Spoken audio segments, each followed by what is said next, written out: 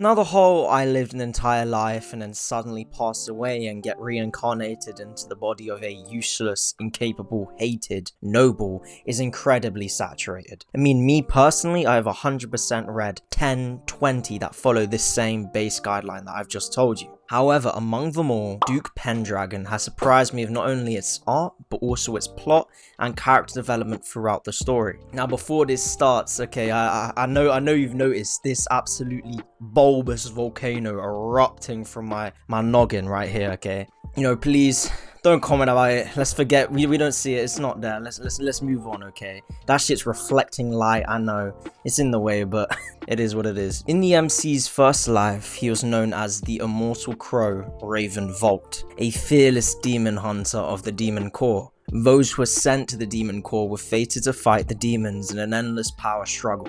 The worst treatment one could receive in the Empire. The personnel almost entirely consisted of criminals and slaves, the worst of the worst. Those who didn't even care about their own lives, nor whether they'll live to see another day. Raven is a cold, ruthless killer who won't hesitate to end the life of anyone who stands in his way, with no mercy or hesitation. They said he wouldn't even last a year, but he became a monster who managed to survive in the Corps for 10 years. Unheard of. Raven used to belong to a noble family, named the Volt household. It wasn't particularly prestigious nor famous, however one night it all came crumbling down. 10 years prior, the family was accused of treason against the Empire. The estate was burned down and they were all sentenced to death. However, Raven was offered the opportunity to have freedom if he managed to last 10 years in the Demon Corps, an impossible feat. This was offered by a sadistic royal who was taking pleasure in Raven's agony.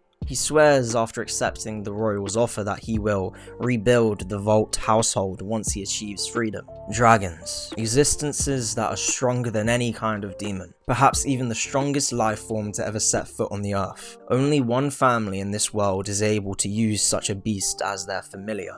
The Pendragon household. Due to their ability to tame dragons, they have enormous influence in the Empire, as they are one of the most prominent households. 13 days before Raven's freedom, he is on the battlefield, quelling a demon force. However, is at a disadvantage, so the Pendragon household decides to send help to the Demon Corps. The strongest being, a dragon, alongside his partner, Eren Pendragon. Raven is given the responsibility of protecting Eren, while his dragon fends off the rest of the demon forces in the sky, as Raven deals with the forces on the ground. As the battle is nearing its end, the remaining forces attack from the sky and from beyond the tree line. Raven asks the Pendragon to order his dragon to help.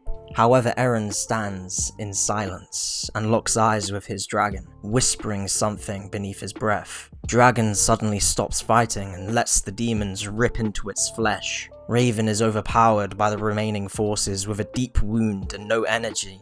This situation is dire. Raven stumbles in the direction of the fatally injured dragon, where Eren is also lying near death's door, resting on the dragon's weak body. Raven grabs him by his clothing and orders him to answer one question before he dies. Why did the dragon stop its attack midway? He saw that Eren ordered the dragon to do something before he stopped attacking. Suspecting Eren was the culprit. Before he gets his answer, an axe strikes Raven's back, wielded by his former commander, Bao Tai, who declares army attack. Suddenly, the Imperial army surges forward. Bao Tai states it was all planned from the beginning as he swings his axe back and beheads Eren. All of this was orchestrated by the Imperial family to kill Eren, the head of the Pendragon household, as it held too much power and influence in the continent. Raven was just in the wrong place at the wrong time. Bao Tai gloats that Raven was so close to his freedom and decides to let Raven in on a secret, that the dishonor his family had to suffer because of the rebellion 10 years ago, Raven's entry into the Demon Corps, and his defeat alongside the Pendragon brat.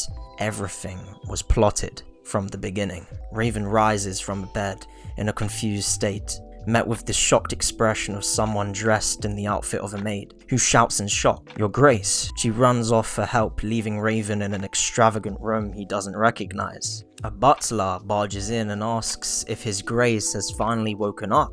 clearly insinuating that he's been unconscious for quite a while. Raven is currently in the Pendragon household, and he is in the body of its master, Eren Pendragon, who has been unconscious for 3 years. He peers through the window only to be met with the sight of a dragon wrapped around one of the castle's towers, staring directly at Eren. The dragon becomes enraged, clearly recognizing something the others do not, that is not Eren. That is an imposter, someone pretending to be him, someone wearing his skin. However, a mirage of an old lady appears and calms the dragon down. No one seems to notice this lady who shares the features of a Pendragon, but only Eren, or Raven I should say, can see her. Now for a bit of a time skip, Raven begins to reinforce the body of Eren, who has been lying still for 3 years, and forms a bond with the White Dragon's Soul Drake, with one goal in mind: to rebuild the Vault household with his newfound power. Eren was a timid and shy boy, so the family is shocked by his newfound confidence, reinforced resolve to better his physique, and his suddenly incredible fighting prowess that's come from nowhere. I mean, this was a frail boy, but suddenly he can exude a murderous aura and has the killing instinct of a veteran. Throughout the manhwa, Eren has to maneuver around the suspicion of his family, and also to find out why he's been revived and what he'll do with his second chance. Initially, Raven struggles with his identity, and becomes emotionally distant from everyone around him. However, what I love about his character development, where he decides to live as just Eren and forget his tormented past, and also how he rebuilds his moral compass and values those around him, and not see them as just disposable pawns in his game. I highly recommend this manhwa to all of you. You should 100% check it out. Its art is incredible and it is written really well. The MC isn't just a one-dimensional motionless cardboard cutout, but a deep and intricate character that you can relate to. Please like and subscribe if you enjoyed the video.